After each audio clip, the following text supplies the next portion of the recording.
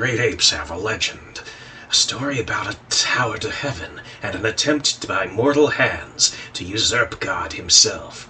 And what do you suppose they got for their hubris? Their precious monuments struck down. The story goes they were also cursed to speak different languages, so they could never coordinate such an effort again.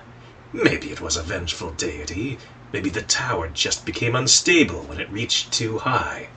I don't know, and I really don't care. All that matters is it's going to happen again.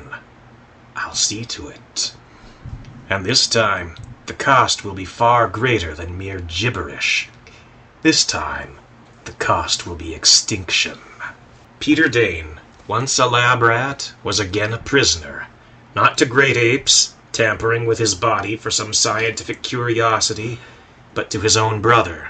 Somewhere along the line he had lost his cap, leaving the bald patches on his head exposed for all to see. The tweed jacket and vest he wore had grown tattered from the rough treatment he had suffered. He didn't struggle against the shackles binding him to the wall of steel pipes, searing hot from the steam pumping through them. The last of his strength had left him long ago. "You can't do this," he murmured yet again. "It's unconscionable." Unconscionable, you say? A rat, horrifically malformed, loomed through the haze of steam issuing from little cracks in the pipes. Much of his face was hidden under a black fedora, and much of his body beneath a black trench coat. "I will show you unconscionable." With a hand of twisted steel, he plucked the fedora from his head, revealing the mass of tumors hidden beneath. The entire left half of his face was a grotesque, pulpy mass, scattered black hairs issuing from swollen pores. His left eye was no more than a silvery lens, slowly being crushed under the weight of his growths. "And what about this, With a clatter and rattle of gears, he shrugged back his trench coat, exposing his scarred and cancer-ridden flanks. "Too sick to live, yet too strong to die, and every nerve in my body on fire!"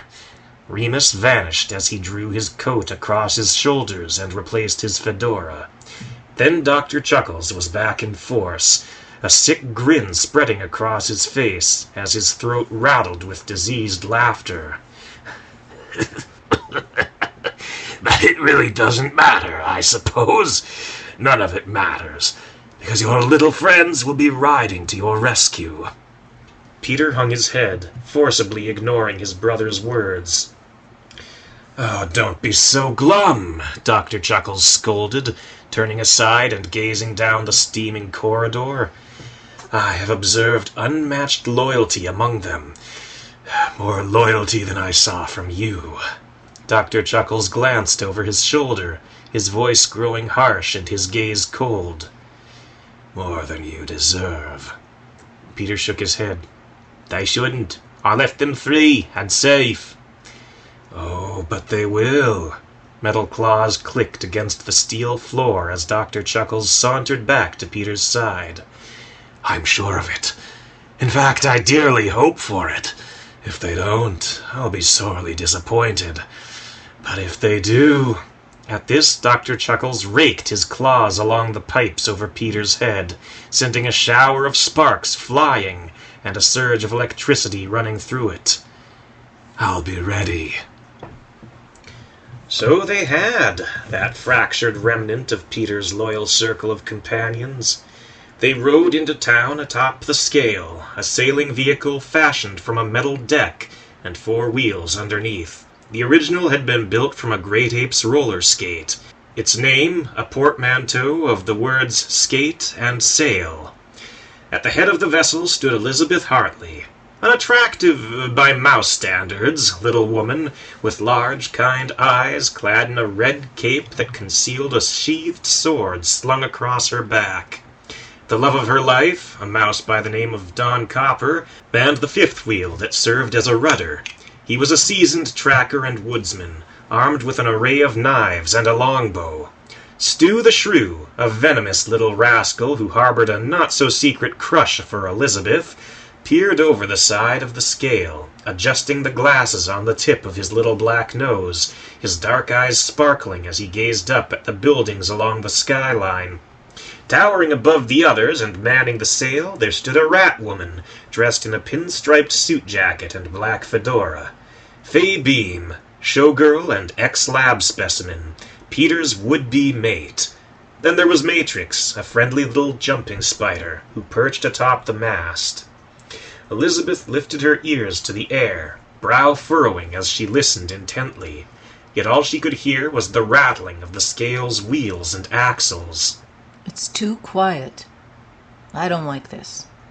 Stu raised his nose and sniffed. His eyes were on the weak side, but his senses of hearing and smell were unparalleled. "Smells like something died out there." Several somethings, Don added. This city is like an open tomb. You fellas ain't chickening out on me, are ya? Fay asked. Yet despite her bluster, her arms were visibly shaking, and in the heat of mid-August it wasn't from cold. Here. Elizabeth spoke up, as the scale drew alongside an alley. The lab was this way. Unlike the other city, this one was still and silent.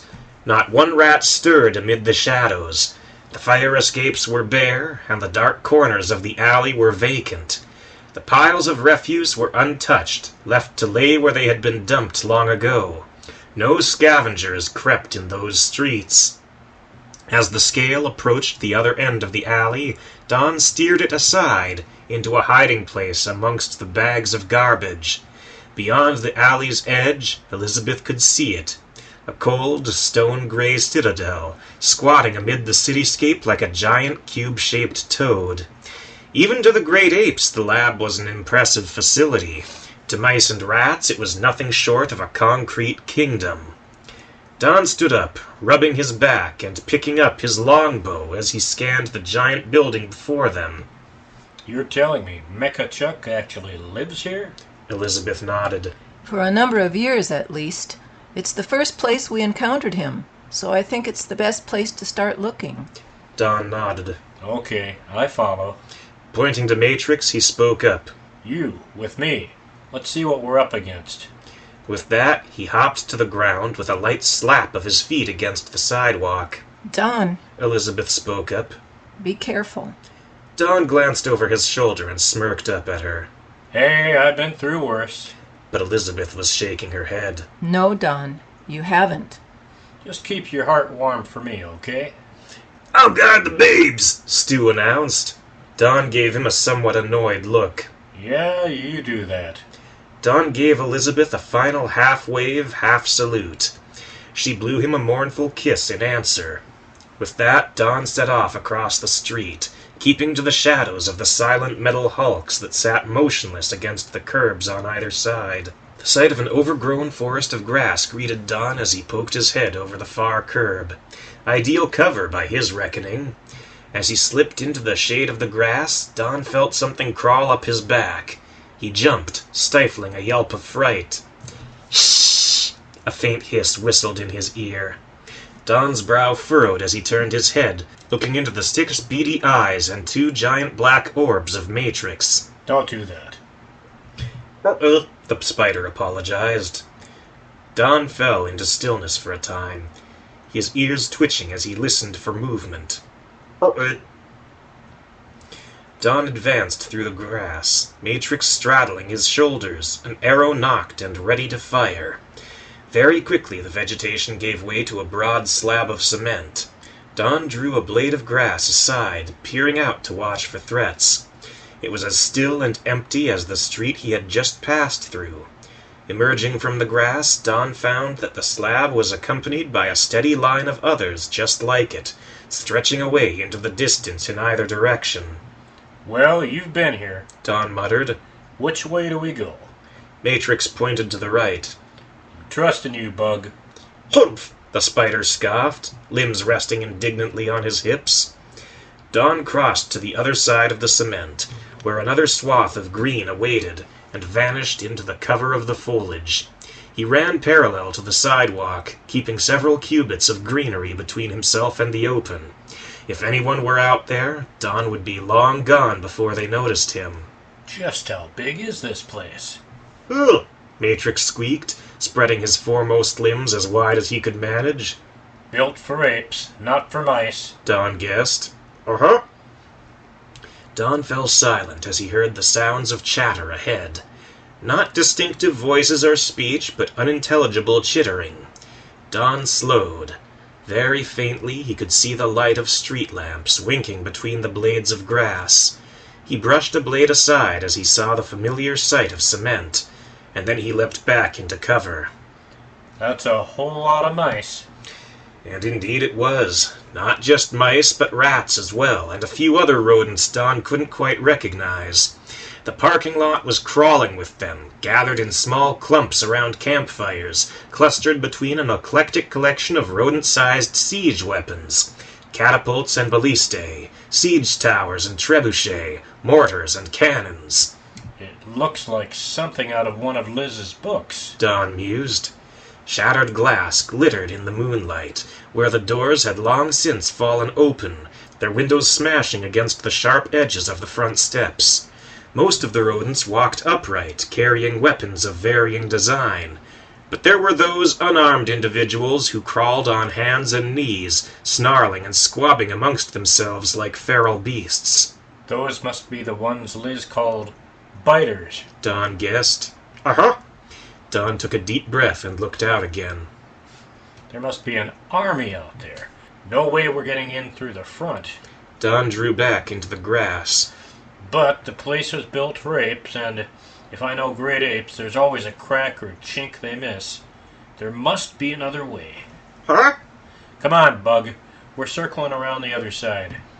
This was easier said than done. It would have taken Don half an hour to travel just one side of the building at a full run. Needing to search every inch of the way, it took him considerably longer. Fortunately for him, and for us, storyteller and audience, it wasn't necessary to make the full trip. A faint discoloration in the side of the building caught Don's eye a little under halfway along the first wall. The cement at the foot of the wall was cracked and poorly maintained, badly eroded by a combination of rain and weeds. As Don scraped at the crack with a knife, it suddenly gave way, revealing a narrow passage just beyond. Bingo! Don cracked an uneasy half-smile. "Ugh!" Matrix squeaked, and then hopped from Don's shoulder and scurried inside. Don flinched at the sensation of so many legs rushing across his skin. Okay, fine. No warning will ever prepare me for that. Immediately inside the crack, Matrix found himself in a tiny concrete entryway. On either side stood two rat-sized wooden doors. Matrix crawled up the walls and across the ceiling. Finding nothing amiss, he tucked the tips of two limbs between his fangs and let out a shrill whistle. A moment later, Don strode into the entryway, knife drawn, and eyes scanning the little space. This doesn't look like the work of an ape. Uh-oh, Matrix agreed. Don pressed his ear against the left door, brow furrowing as he listened for movement beyond. Nothing. The doorknob rattled as it resisted his efforts to turn it. Matrix scuttled down the wall, prompting Don to jerk his hand back at the spider's approach. Matrix ignored the look of disgust on Don's face, instead focusing on the lock. A single, slender, hairy limb extended into the keyhole. A second followed shortly, and then a third as Matrix felt his way around. Then there was a light click. Ta-da! The spider crawled aside and bowed politely. Looks like I owe you an apology. Don muttered. But I'm not used to friendly spiders, you know. Uh-huh. Don stepped aside, moving with the door as he drew it open. This proved a wise decision, for no sooner had the door opened than a steel-studded battering ram came swinging through. There was a light slapping sound. As Don looked to the wall, he saw Matrix applauding, though the sincerity of the gesture was hard to discern considering the spider's alien face. With the trap sprung, Don could now freely look through the door. There was the ram, hanging from the ceiling, suspended by a pair of steel wires, and beyond, a broad, high corridor, overhung with electrical wires and walled on the left with cement and the right with smoothly sanded wood. Matrix started through the door first, scurrying from one side of the hall to the other, then up to the ceiling and back. Don blinked. Yeah. Whatever you said. Matrix held up a silk doily, embroidered with the sparkling words, "All clear." You've been reading E.B. White, haven't you? Uh-huh, Don chuckled. Liz always did like him. Don slipped around the side of the battering ram, venturing deeper into the corridor. It stretched ahead into infinity. As Don advanced, he came across a number of other halls branching off to the right.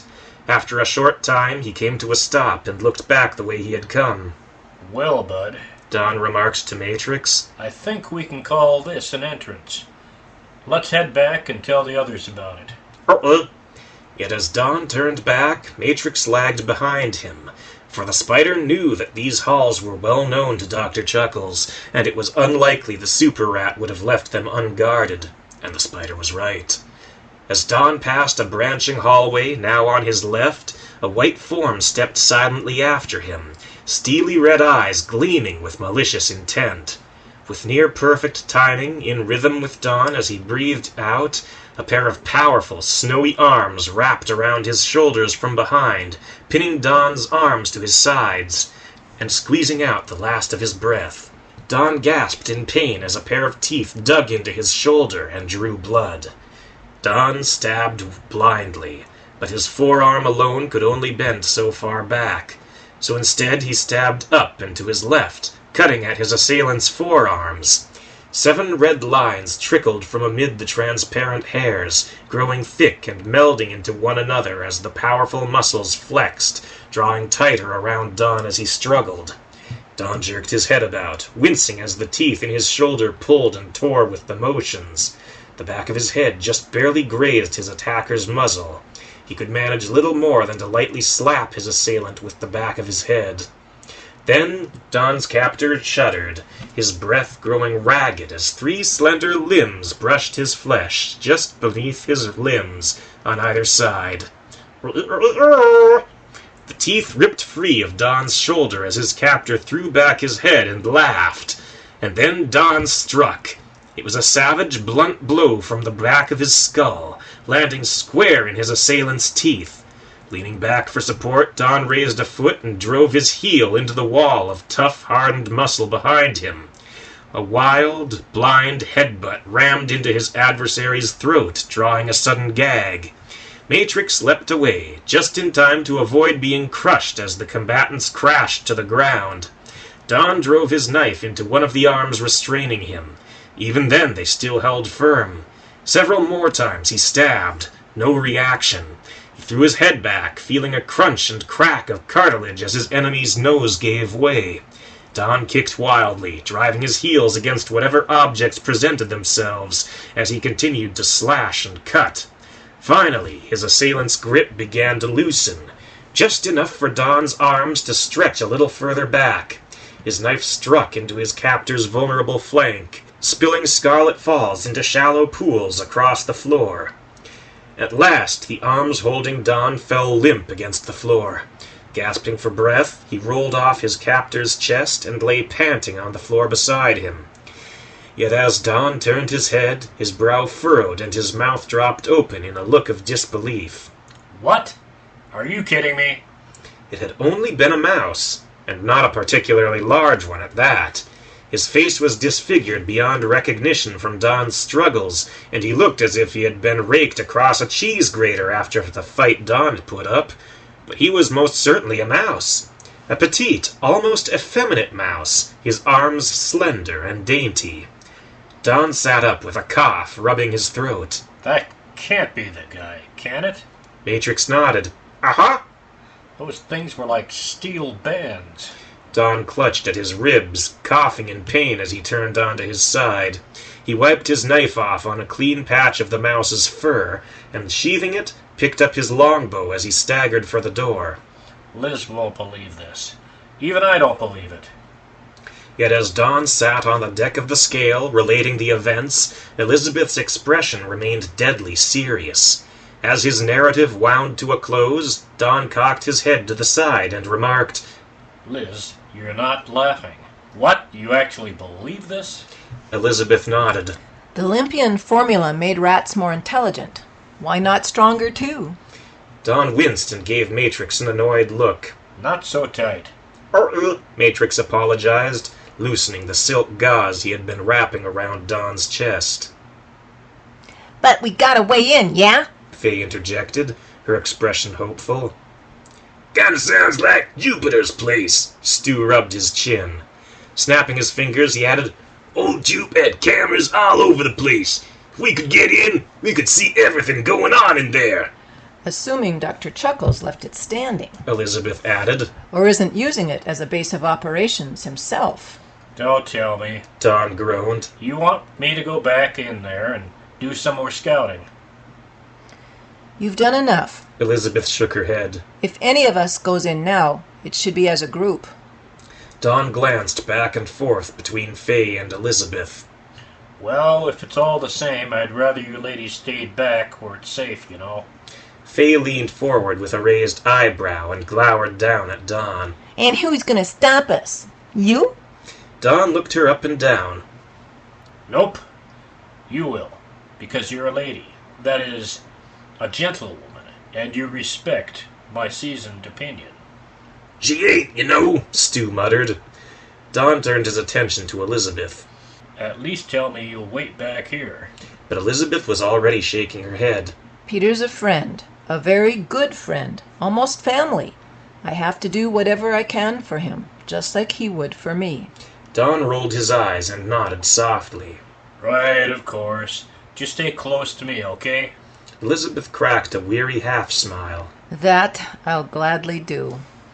When at last Matrix was done binding Don's injured side, the woodsman led the others across the street.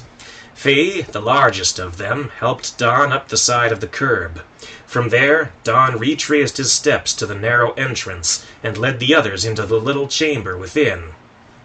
This wasn't built by no apes, Faye announced, as she laid eyes on the chamber. I'd say rats, Elizabeth mused. judging by the scale of the doors. The left door was booby-trapped. Don added.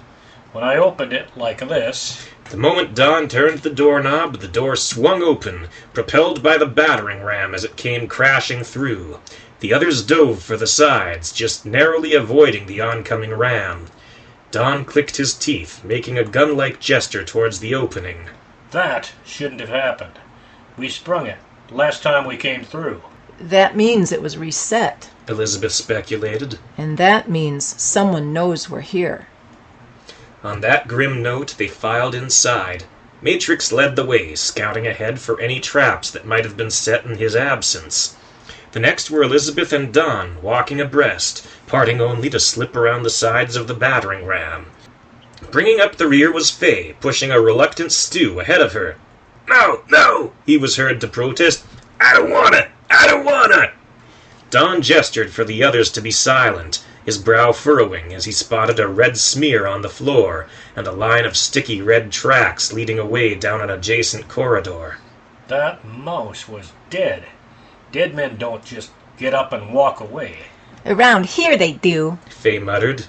As Don gave her a curious look, Faye added, 2 months, yeah? That's how I got this. She tapped her forehead for emphasis. If he was as strong as you say, Elizabeth remarked. then who knows what he was capable of? Don gulped. We can still turn back, you know. Elizabeth shook her head. Well, if he went that way, Stu pointed down the hall to the right, then I say we go this way. At that, he pointed straight ahead. Peter will be further inside, Elizabeth stated, and she set off after the bloody footprints. Faye followed immediately after her. Stu looked up at Don and shrugged. So we go that way. With that, Stu scampered away after Elizabeth and Faye. Don shook his head with a sigh and rushed away as quickly as his bruised ribs allowed, the small dark form of Matrix scuttling along the wall at his side. The passageway continued ahead, often branching off where additional walls divided up the great ape's chambers into smaller rooms. The bloody footprints veered off to the left at the first turn. Elizabeth, however, continued forward. Don, on the other hand, investigated, keenly remembering the previous outing's ambush. The prints didn't go far. Just a little ahead, they turned towards a wall and vanished. Don pressed his ear to the wall and gave it a sharp rap, yet he could hear no echo over the metallic clang of a crude portcullis slamming shut. What the? It had been welded together from small steel beams. Faint grooves in the sides of the walls served as channels to direct its fall, and now held it in place. From beyond there came the panicked chattering of Matrix, and then the patter of feet as the others rushed back. Don! Elizabeth cried out, upon seeing the sprung trap. What? Why? I'd blame myself. Don grumbled. I didn't want someone coming after us from behind, so I checked out this place and... Ain't much of a trap. Faye muttered, tapping the top of the portcullis. A bit of rope, and you could climb out. Matrix squeaked, holding up a coil of silk. Elizabeth shook her head. I don't think this was a trap. I think it was a message. Really? Don took hold of the rope as Faye dropped it over the side. And what's the message? Watch your step? Elizabeth nodded as she watched Don climb over the top. We're in Dr. Chuckles' world now. He's in control, and he wants us to know it. Don plopped onto the ground, free with a sigh. Not if we're free to walk around, he isn't.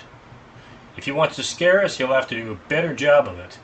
You can bet he will. Faye added, a grim look on her face. And worse. Matrix, in the meantime, wound his rope into a tight coil and stowed it in that mysterious place he kept getting tools and supplies from. From now on, we stay together, Elizabeth cautioned, giving Don a pointed look. No one wanders off alone, okay? Don held up his hands defensively and gave Elizabeth a look of feigned shock. Are you referring to me? Elizabeth didn't answer, but turned away and continued on her chosen path. I don't think she's in the mood for jokes, Stu muttered to Don. When the troop started moving again, Don hurried to the front to walk alongside Elizabeth. He watched her in silence for a time, sizing her up. Yet as they approached another branching path, Don couldn't help but speak up. You know, Don remarked, stepping across Elizabeth's path. We really should keep an eye on these other paths. Never can tell what might be hiding down them. Agreed. Elizabeth nodded. She peered around Don's side, gazing down the towering passage. I don't see anything. Let's keep moving. Moving where? Don raised an eyebrow. Further in. Don glanced to the others for a moment. Faye stood with her arms crossed, tapping her foot impatiently, while Stu adjusted his glasses, scanning his surroundings. Matrix was nowhere to be seen. Confident he could expect the support of Faye and Stu, Don added. To what end? Elizabeth blinked, taken aback. Well, to rescue Peter, of course. And where is Peter? Don asked. Jerking his thumb over his shoulder, he added, He wasn't back there, and I don't see him down there. For all I know, he could be tied up at the parking lot. Meanwhile, we stumble around blind with traps around every corner, or directly in our path. And what do you suggest? Elizabeth finally snapped. Glancing to Faye, Don asked, You've been here before, right? What do you know about the layout? Any exits from this wood maze? Faye shook her head. I never saw this part of the lab before. I heard a super rat used to live in the walls, but I never saw him. That brings us back to Jupiter. Elizabeth concluded. And a workshop that Dr. Chuckles may or may not be using as a base. Stu shrugged. Either way, we find him, and if we find him, we find Pete. I am itching for a rematch. Don mused. Glancing to Elizabeth, he asked, What do you say, Liz? Elizabeth fell silent for a moment. Then she nodded. Can you find this place? Now it was Stu's turn to pause. Scanning his surroundings, he grinned sheepishly and shook his head. I didn't see much of this place last time. Don rolled his eyes and shook his head. But if we find a place I did see, I'm sure I could. Elizabeth paused in thought for a time. If I remember correctly, last time you came in through the roof and entered through air ducts. Stu nodded. Yeah, that's right. Jupiter led us into a room full of cages and into a wall. I know the place. Faye spoke up. Where'd you go then? Stu scratched his head in thought. Well, it's been a long time. I'd have to see the place. Well, which wall was it? Stu shrugged. Let's put it this way. Which side of the door? Facing out or in? Out. Stu squinted for a moment, rubbing his chin. Left, I think. Okay, good. Faye closed her eyes and pressed her fingers against her temples. Don watched her for a time. Raising an eyebrow, he asked, What are you doing? I was loose here for 2 months, yeah? I know the layout like the back of my hand. I just need to picture it. Don looked at Elizabeth, the confusion clear on his face. She's a super rat. Elizabeth explained. Like Peter. And Doc Chuck. Faye added. Now quiet. I've got to concentrate. Don winced, a sheepish look flashing across his face. Okay. Elizabeth's ears twitched in the ensuing silence. Somewhere, muffled through the layers of walls, she could hear a multitude of voices. A glance to Don told her he was just as uneasy. Stu paced back and forth, and then he froze.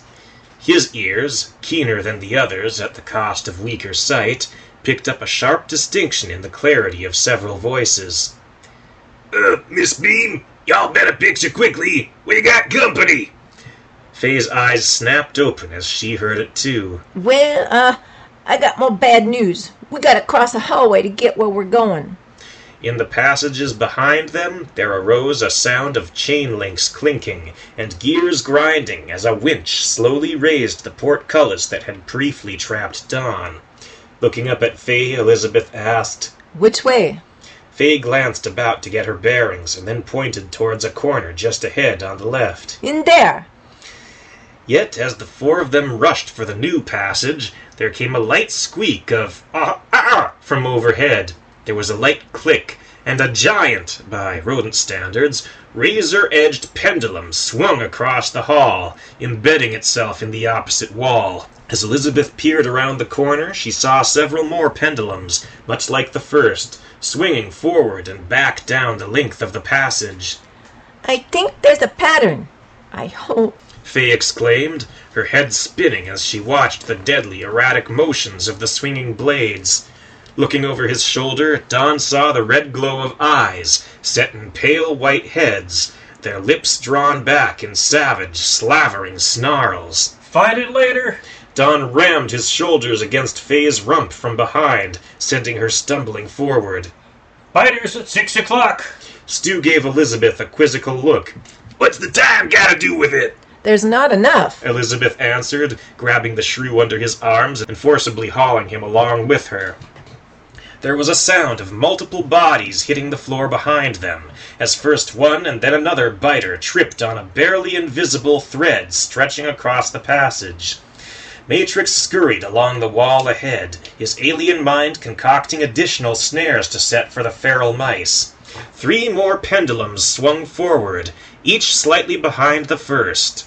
Faye skidded to a halt, stumbling to her back to avoid them, the middle blade just grazing her stomach as it passed. I should have skipped breakfast. Elizabeth darted under the shadow of the blades, which hung for a split second at the end of their arcs before first the left, then the middle, and finally the right swung down again. Behind her there came a commotion as the biters, having overcome their first hurdle, barreled forward after her. Faye rolled aside, one blade slicing the fur from her right flank, and the second following suit on her left a split second later. I should have passed on dessert last night. A light flickered on in Elizabeth's eyes as she watched the blades swing up into the distance. I see a pattern. The next thing she saw was the floor, as a quick biter caught Elizabeth by the ankles. She fell with a shout, Stu flying from her arms and skidding across the floor from the sudden jerk. Yellowed, untrimmed nails raked at her cloak as the biter snapped and snarled, grasping and wrenching against Elizabeth's struggles as he fought for an opening at her throat. Elizabeth, for her part, kicked at the biter's ankles, knocking his feet out from under him. He staggered and fell, collapsing on top of Elizabeth, while 2 more approached. "Elizabeth!" Stu exclaimed, regaining his feet. As he rushed to her aid, there was a twang of a bowstring, and an arrow whistled over Stu's head, embedding it in the shoulder of the third biter. The downed mouse shrieked as he fell, and cried out as his slower comrades trampled him underfoot, for all they saw was their prey. A second shot had to be delayed, however. Don ducked, avoiding the pendulums as they swung forward. Fay, meanwhile, scurried back from them, squealing more in surprise than pain as one of the blades grazed her left thigh. There was a sickening crack as Elizabeth drove an elbow into the snout of her assailant, followed by an agonized shriek as he fell aside, clutching his shattered nose.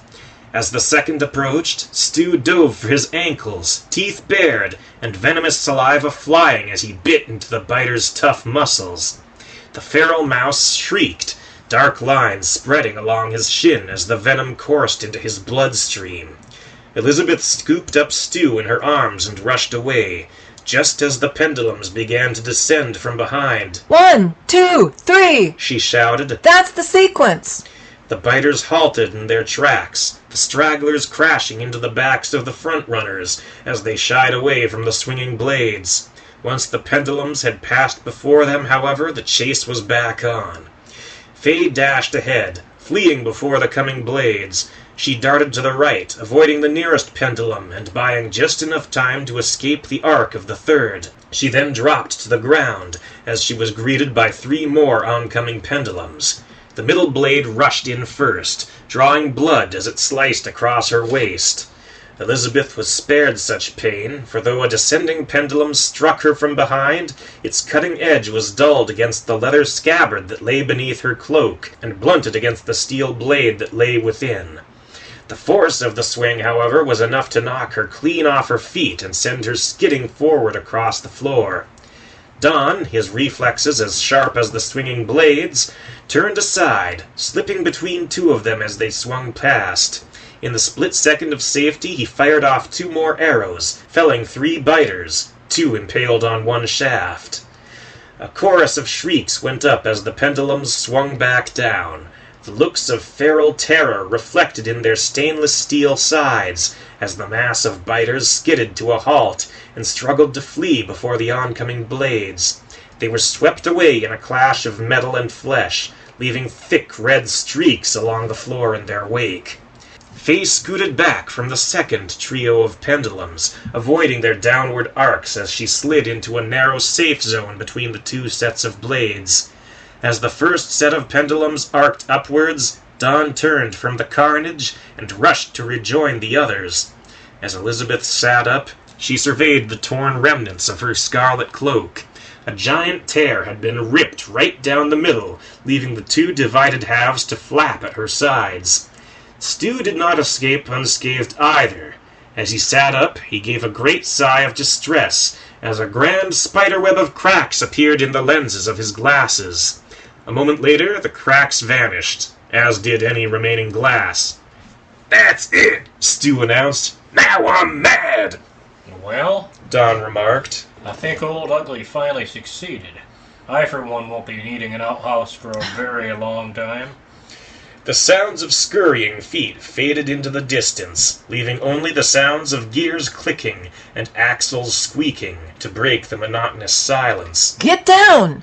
Elizabeth shouted. Despite their narrow escape just moments earlier, the others followed suit, ducking low to the floor. Tell me there's not something else, Don grumbled. It's the pendulums. Elizabeth answered. They're getting lower. So, the safe spot's getting smaller. Fay guessed. Great. Now I wish I'd skipped lunch.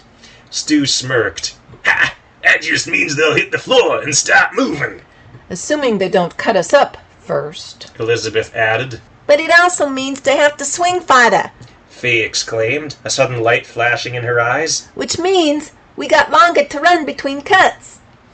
As Fay curled her feet beneath her, preparing to spring, she watched the blades arc down and towards her, and then up and away. As the momentum of the pendulums slowed, and they began to swing back down, she shouted, "Now! Run for the middle!" Fay darted forward, the others at her heels as they pursued the middle foremost of the pendulums. But its motions were swift. The crew had passed directly beneath the bar from which the 3 swung as the blades slowed their ascent and began to swing back down. Left or right? Fay barked. Sides!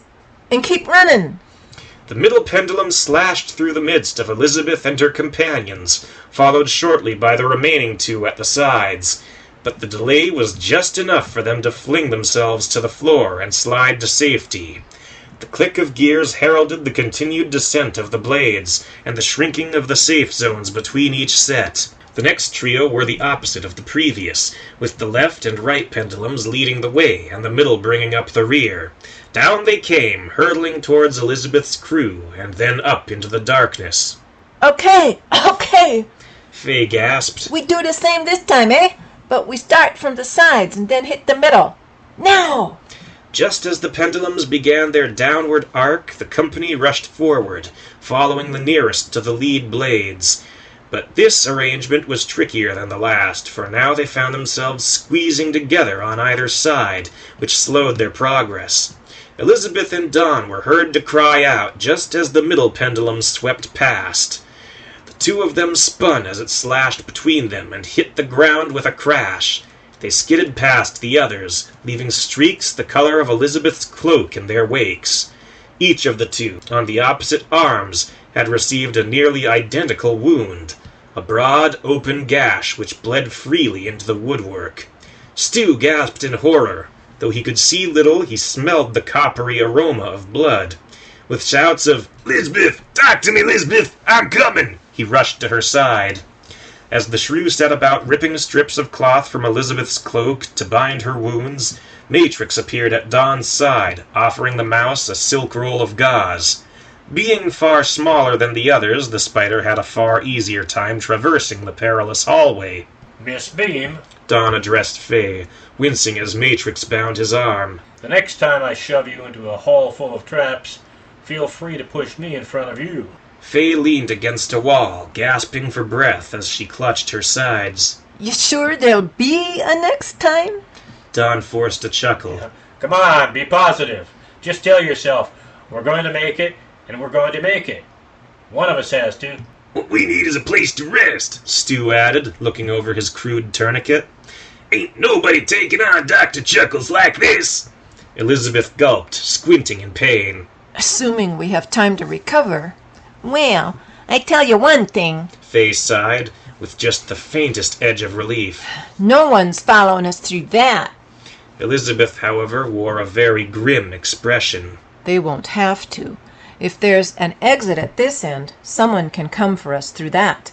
If not, they only have to wait for us. Don squinted his eyes shut with a groan. In other words, no time to rest. Wonderful. "Ah, look," Stu offered. "Rest of y'all, take 5. Matrix added. Elizabeth collapsed to her knees with a grateful sigh. Thank you so much. Unfortunately for the wounded, their rest was not to last. The passage they had just come down lay in a wall separating 2 rooms. A second wall crossed the first, leading to a door to either chamber. To the intruders within that wall, this appeared as a fork in the road. There were no traps here, possibly because the last had served to drive home just how much control Dr. Chuckles held over his enemies. Stu found an exit just at the end of the passage to the right. He paused a moment, peering out through the rat-sized door, and, satisfied the coast was clear, he returned to rouse the others. This was not a welcome wake-up call. It drew a great deal of grumbling from Dawn and Faye. Elizabeth winced in pain as she walked, but she forced a smile and patted Stu on the head, expressing nothing but the utmost gratitude for the little shrew's efforts. The hall outside dwarfed the previous passages with its sheer scale. There were lab rats and mice gathered outside, but they didn't appear hostile or violent. The hall was filled with small nests and shelters, where mouse and rat men and women rested, ate, and shared stories. No one took notice of the newcomers as they slipped among the tents and stalls. Under other circumstances, Elizabeth may have thought it felt peaceful. The expressions she saw, on the rare occasions she made eye contact, appeared content and relaxed. Of course, these were lab specimens. Many were deformed and others appeared to be in pain, yet their fellows tended to the needs of the weak and crippled, in much the same way that the villagers from Edge of the Gorge, Elizabeth's long-lost home, might have done. Faye took the lead, keeping to paths behind and among the shelters and nests. In time, she risked a walk in the open as she led the others across the hall to the other side. At a corner, leading around a bend to the left, she drew to a halt. A small, mouse-sized tent rose to the right, obscuring the crew from view. Even with so many specimens free, there was no mistaking the sounds coming from around the corner. The hair rose on Elizabeth's neck as she caught wind of feline wailing, mingled with alien chatter and canine howling. Many creatures were still captive here. Faye peered around the corner and then withdrew, shaking her head. It's guarded. I should have known. Don raised an eyebrow as he regarded his dwindling supply of arrows. How many? 4 of them. Faye answered. Glancing around the corner, she added, No, make that 6. 2 coming, 2 going. Don drew a dagger and regarded Stu for a moment. You've got venom, right? Stu nodded. Think you could poison a knife? Elizabeth, however, stepped between the two. Poison daggers? She whispered furiously. Don, you're better than that. Where's your honor? Don brushed her aside, giving Elizabeth a cold look. Sorry, Liz.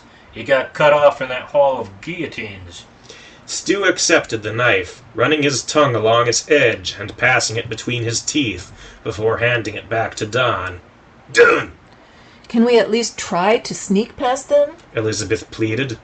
Faye peered around the corner. They're all rats. I don't think you should try and fight them. And I might be able to, distract them, you know? Don looked up at Faye as he sheathed his envenomed blade and nodded. Sure, I know. Just give me 5, okay? Faye added as she slipped out of sight. Matrix scurried after her, stopping along the edge of the wall to keep watch. Don followed the spider's lead, never taking his hand off the poisoned dagger. Elizabeth peered anxiously around Don's shoulder, Stu close at her side, and watched the proceedings. This branch of the hallway was almost uninhabited, save for an outpost at the far end, standing guard over the door. The vent had been entirely dismantled and replaced with a small ramp leading in and out of the closed door. Small watchtowers of matchsticks rose on either side, each one manned by a sniper, and guarded by 2 swordsmen who paced anxiously back and forth in front of them. Faye swayed as she walked down the hall, clutching at her jacket and groaning softly in exaggerated pain. She kept her fedora tilted just so, hiding one side of her face and emphasizing the profile of the other. Help me! She moaned. Someone, help me! As she drew closer, the rat's eyes were drawn to the oozing reddish stains of her fur and clothes, lending considerable weight to her false pleas. 2 of the rats rushed to her aid, 2 more following at a cautious distance. Don's brow furrowed, a faint glimmer of poisoned steel shining just below the handle of his dagger as it inched from its sheath. She's good, but these guys aren't stupid. Just give her a little more time. Elizabeth whispered. Just a little more. Faye collapsed into the arms of the nearest guard with a faint moan, slumping against his shoulder as her limp fingers brushed his chest. The other 3 gathered close around, easing Faye onto her back, where she lay sprawled on the floor. That proved to be the distraction that caught the sniper's attention. Okay, now! Don whispered. He led the way as the remaining quartet rushed to the other side of the hallway, and then he crept along the wall towards the far door.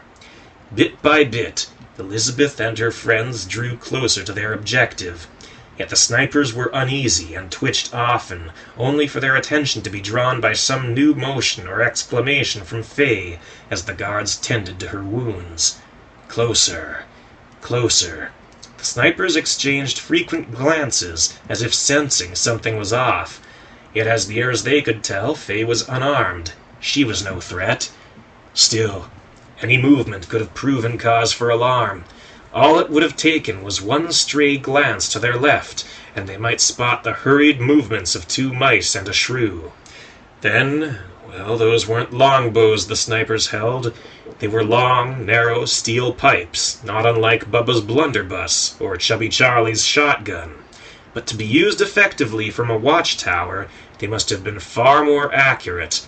And knowing Dr. Chuckles, their range and firepower would have been vastly improved over the more primitive firearms used by lesser rats. Elizabeth's heart hammered like a drum in her ribs as the ramp loomed near. It was just a little further when it happened. There was a shout from the left watchtower and a sound of thunder. Elizabeth let out a yelp as a hand seized her by the neck and roughly pulled her to the floor. The bullet ricocheted harmlessly off the wall, just behind where Elizabeth's head had been a moment ago. Thanks, she gasped to Dawn. No time for that, Liz. Zigzag. Be unpredictable. Dawn grabbed Elizabeth by the arm, half dragging her after him as he scurried for the door, meandering often and in numerous directions along the way. A steady rhythm of gunshots sounded from the right watchtower, while the left was curiously silent. And then, bang! Dawn whirled at the impact, giving a shout of surprise and pain as his left arm fell limp, the longbow tumbling from his grasp as his fingers convulsed. As he fell, Elizabeth caught him under the arm, hauling Dawn after her through the haze of flashing lights spinning before his dazed eyes. There was a shout from one of the guards to take up the chase, which was promptly followed by a very different shout as Faye, quite aware and far from helpless, whipped her tail through his ankles, sweeping the rat's feet out from under him. She kicked to the sides as she spun, toppling a second guard and catching the remaining two with a swift pair of fists to the throats as she snapped upright. The left marksman turned his attention from Dawn and Elizabeth to the new, more pressing matter of Faye. He took a steady aim as she fled across the hall. He fired, and he missed, as Faye abruptly turned on her heels, making a hard left-hand turn instead. The dueling thunder of twin rifles rang out as quickly as the marksmen could reload their weapons, panicked bullets ricocheting off the tiles in a hail of lead as their attentions were divided. Neither saw the eight-legged form scurrying along the wall until it was too late. A shot fired high, missing the floor entirely and shattering a light, when the left marksman felt a noose drop across his throat and abruptly yank backwards. He staggered, arms whirling as he fought to keep his balance, just narrowly glimpsing a crude block and tackle threaded between the watchtower's supports. Then he burst out laughing as he felt the tickle of tiny, slender limbs scurrying across his skin. The laughter soon turned to horror, however, as the rat's legs grew stiff, bound together with silken ropes. A moment later he dropped his rifle, as his arm was bound close to his side. The rat swiped blindly with his remaining hand, but Matrix was already gone, floating across to the opposite tower on a parachute of cobwebs. Faye was the first to cross the threshold, the recovered quartet of guards hot on her trail. A final crash of thunder roared behind them as Dawn and Elizabeth clambered up the ramp after her, Stu at their heels. "Quick!" Elizabeth shouted to Stu. "Find it!" Yeah, Stu muttered, hurrying to the right wall. "Don't rush me!" The rats'll do a good enough job of that. Dawn winced with a pained half-grin. "I'll take care of him," Faye offered, lifting Dawn into her arms. "Faster that way, yeah?" "Found it!" Stu shouted. At the touch of his hands, an arch of trim along the bottom of the wall swung inward. "What about Matrix?" Elizabeth cried out in alarm. "No time to wait, Faye answered. unless you want those guys to follow us."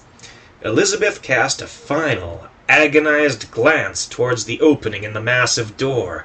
In her mind, she could see the 4 armed guards charging after them.